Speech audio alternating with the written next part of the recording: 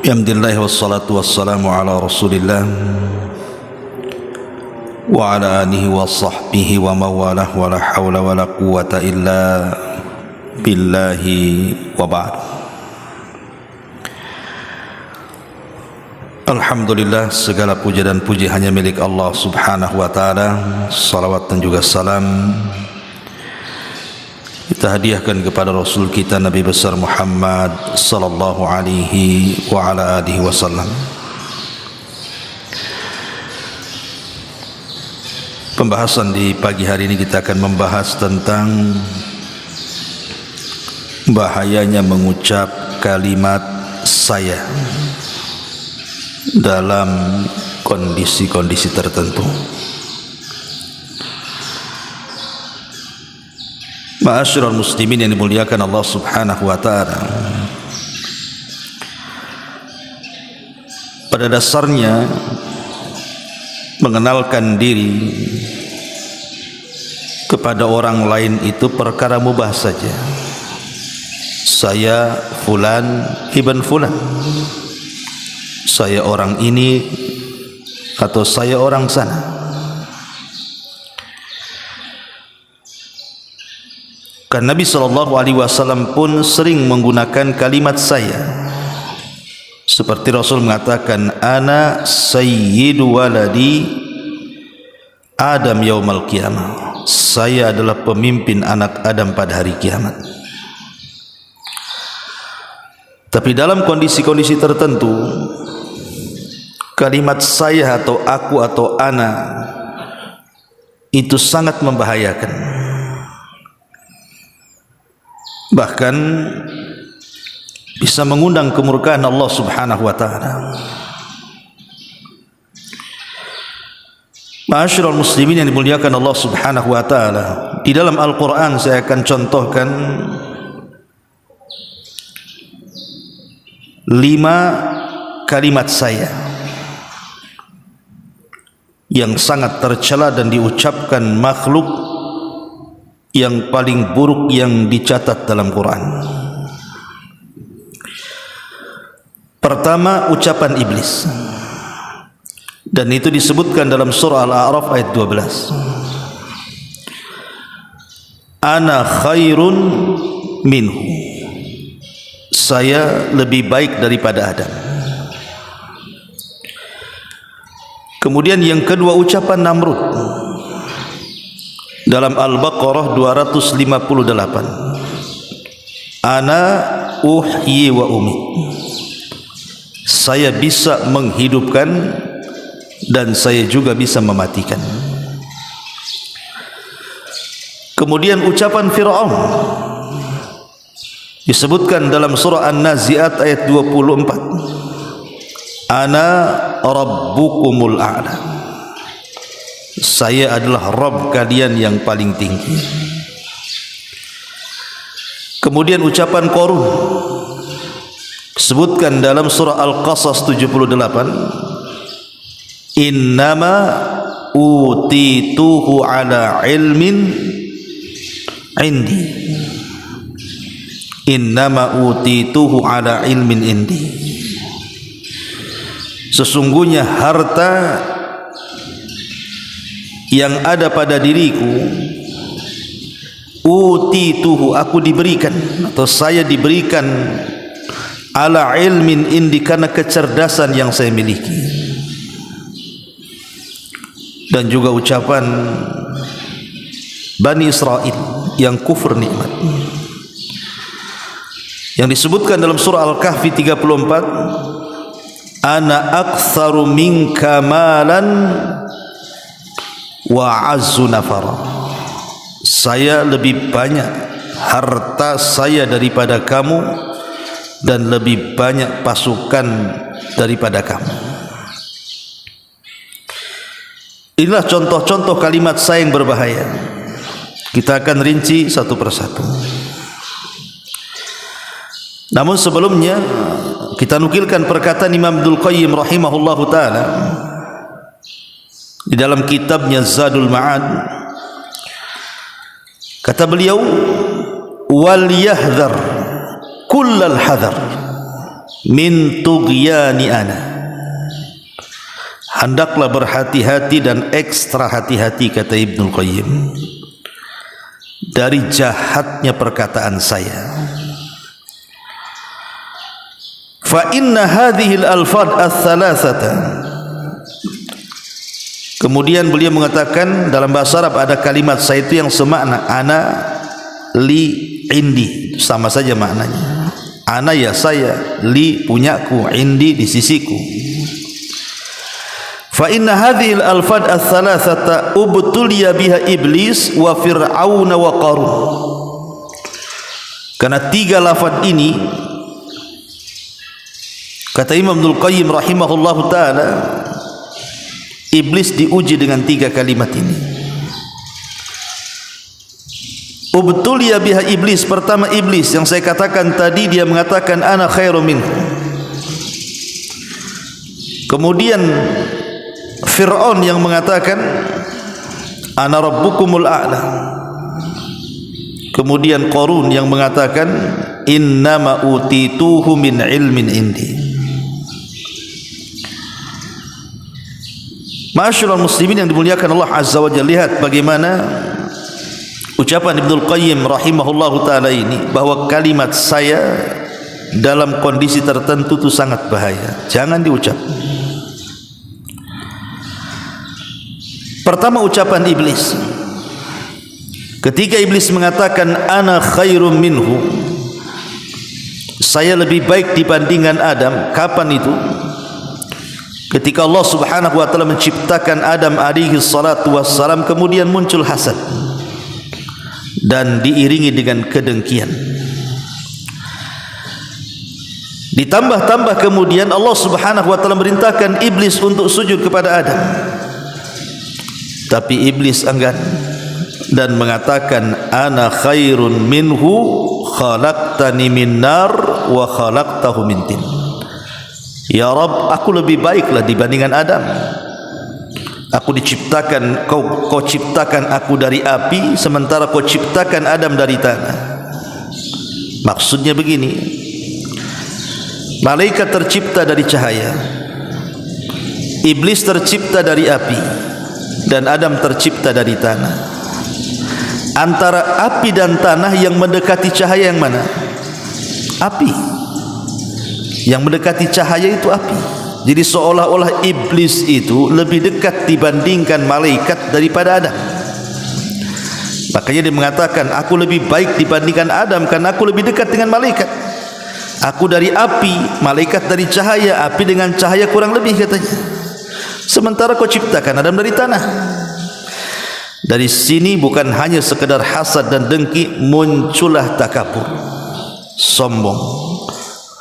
Dari takabur ini muncul kekufuran, tidak mau melaksanakan perintah Allah. Dari sini Allah katakan wa idh qala rabbuka lil malaikati isjudu li adam fasajadu illa iblis aba wastakbara wa kana minal kafirin.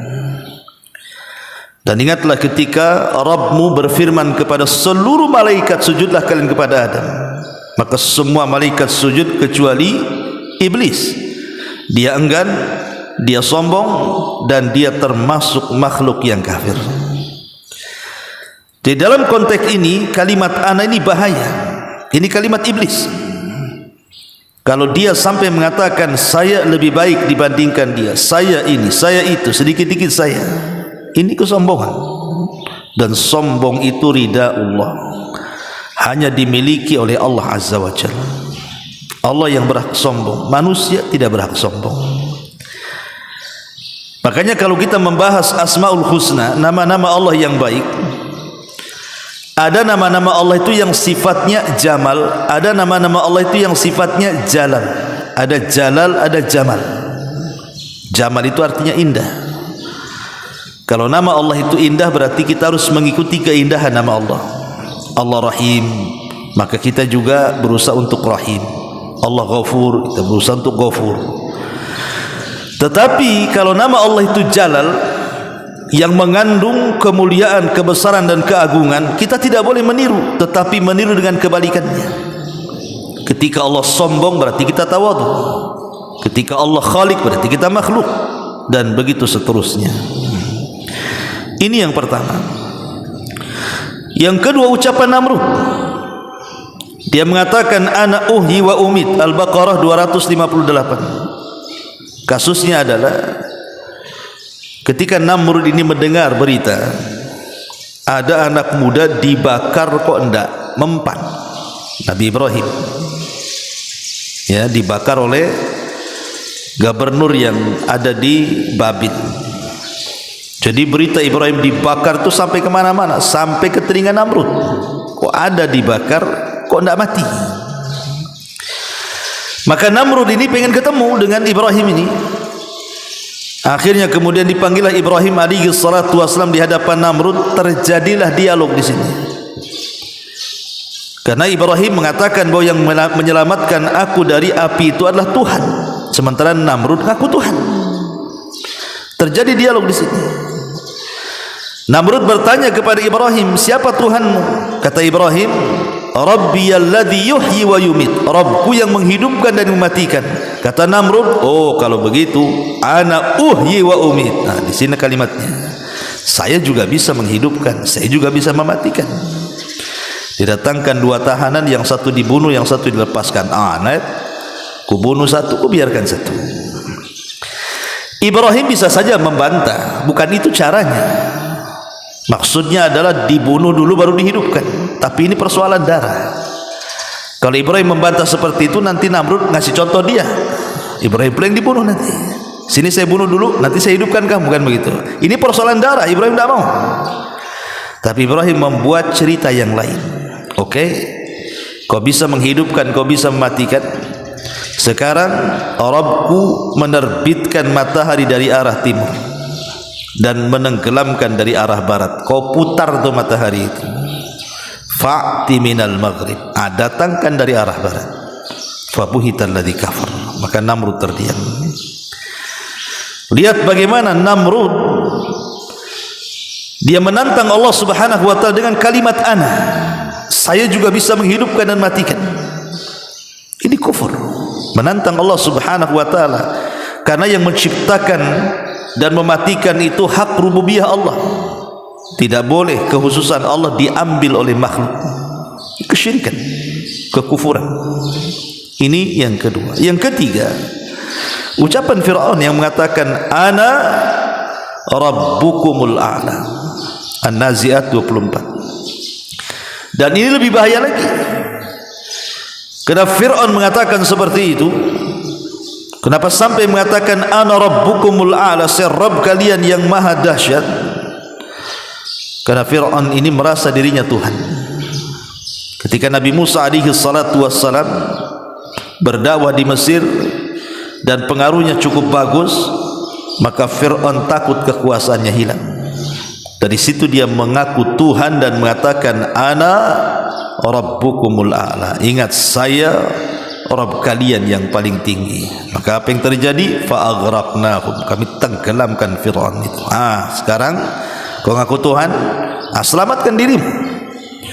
Kalau Tuhan bisa menyelamatkan dari ketenggelaman, ketika tidak bisa menyelamatkan dari tenggelam, berarti bukan Tuhan. Lalu apa ucapan ana rabbukumul a'la di sini?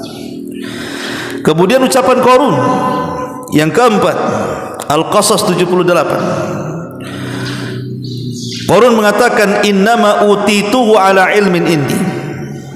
Dalam riwayat Israiliyat, Qarun ini dulunya seorang munawwir. Kalau dia membaca Taurat itu sangat indah bacaannya, diundang kemana-mana. Kalau di zaman sekarang tuh qori lah, undang sana undang sini, qori gitu ya, qori Taurat. Suka orang kalau Qarun membaca Taurat waktu miskin. Kemudian dia datang kepada Nabi Musa minta doa agar dibentangkan kekayaannya.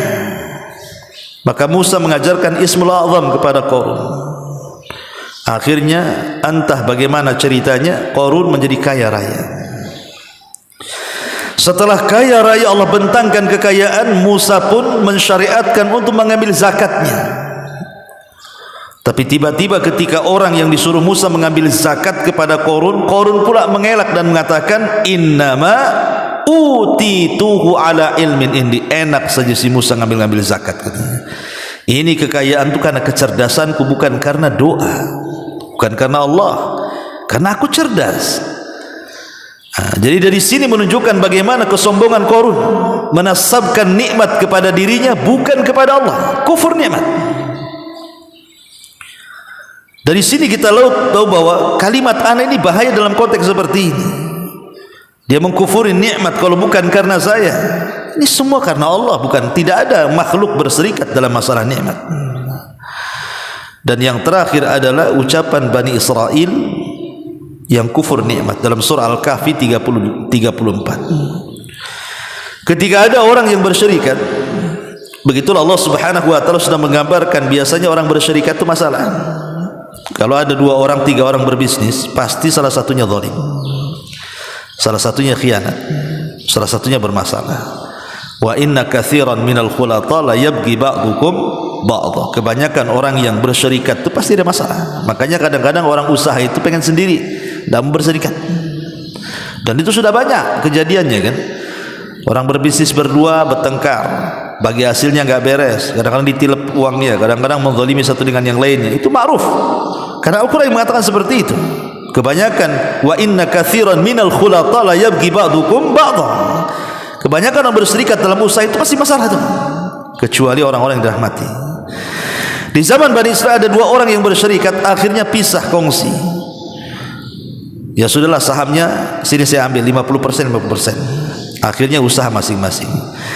Yang satu ini orang baik, ketika mendapatkan sahamnya dia sedekahkan semuanya. Yang satu pula orang bakhil, dia belikan kebun sebanyak-banyaknya. Akhirnya jadi kaya. Kawannya yang dulu pernah berserikat yang sudah miskin ini, dia ingin mencari pekerjaan. Daripada mencari pekerjaan kepada orang lain, baguslah ke kawan kan begitu. Akhirnya datanglah ke kawannya, bukannya diterima bekerja, malah kemudian si kawan ini menyombongkan seolah-olah kau ini jahil, bodoh. Mana kekayaan yang dulu kita bagi? Kenapa kau tidak seperti aku? Beli kebun, beli ini, beli itu. Nah kau kaya juga. Sekarang kau miskin, kau sedekahkan semuanya. Mana ganti dari Allah katanya. Ketika itu dia sombong dan mengatakan, ana aktsaru minka malan wa azzu nafara. Ini syahidnya di sini.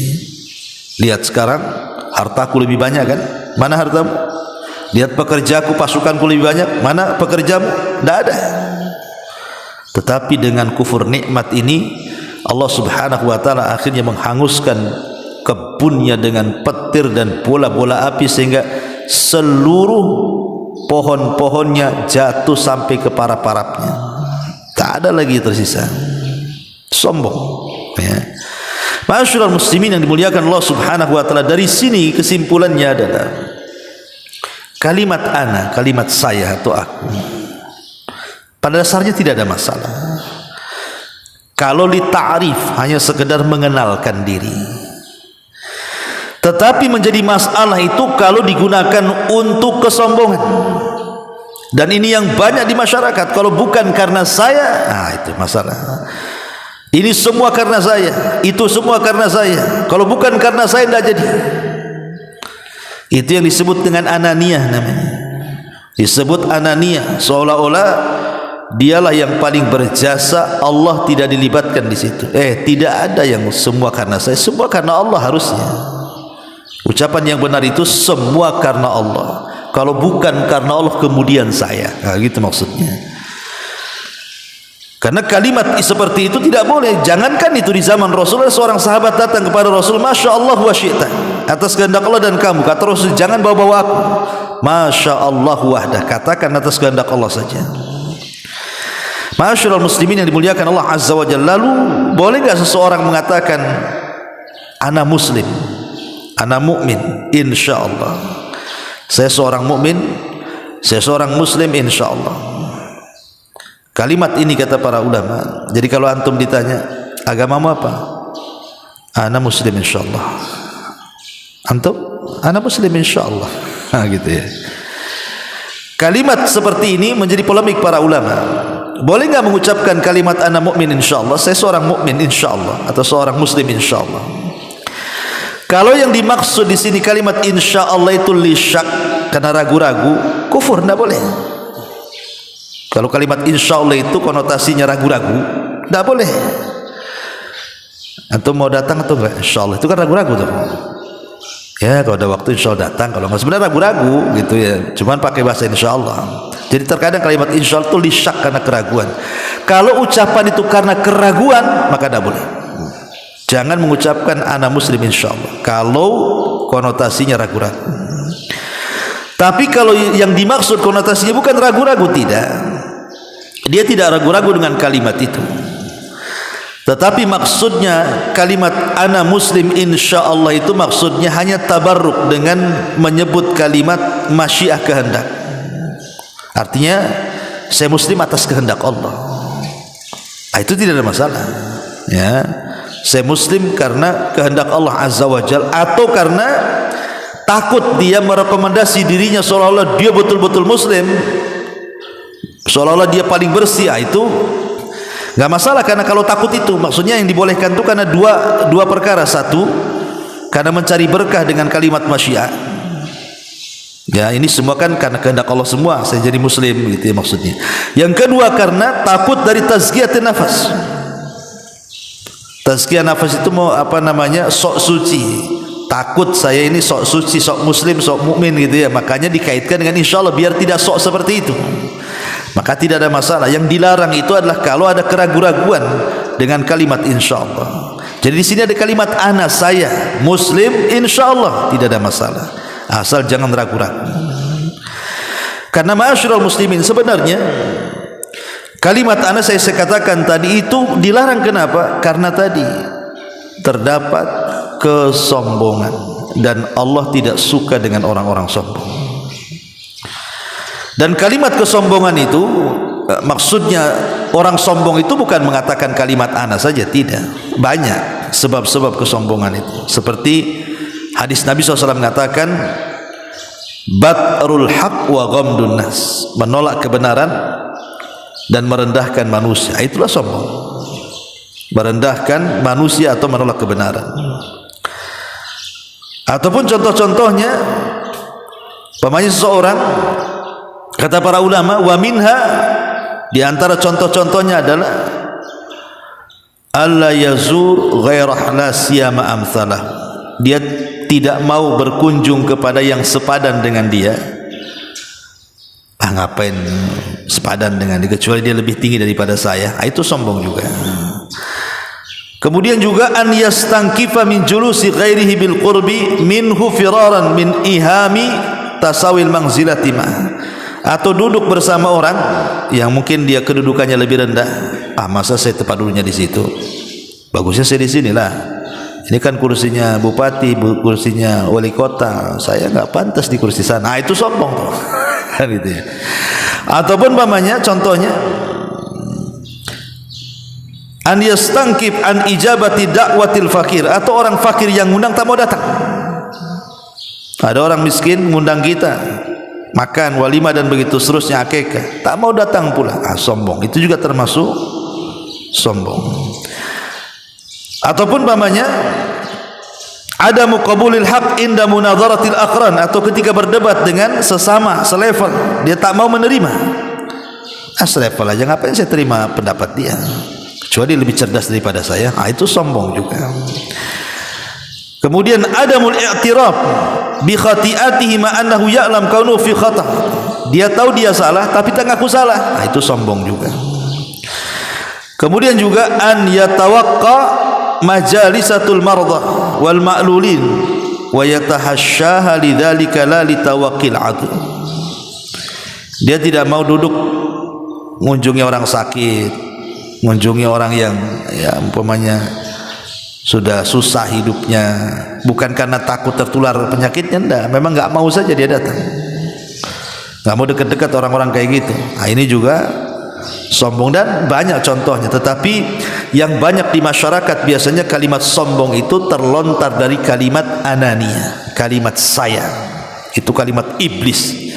Ingat, kalimat saya ini kalimat iblis, kalimat Namrud, kalimat Fir'aun, kalimat Qarun, dan kalimat Bani Israel yang kufur akan nikmat Allah subhanahu wa ta'ala. Maka hindari kalimat ana yang mengakibatkan kesombongan, karena kesombongan itu adalah ridanya Allah. Ketika kiamat datang dan bumi, langit dan alam semesta dihancur-hancurkan, manusia mati, jin mati, malaikat mati, apa kata Allah? Limanil mulkul yaum. Kalian tahu siapa pemilik kekuasaan ini? Tidak ada yang jawab karena tidak ada makhluk. Maka Allah jawab sendiri, lillahil wahidil qahar. Maka kekuasaan ini milik zat yang satu Allah. Dialah yang berhak menghukum semua makhluknya. Wallahu a'lam bishawab.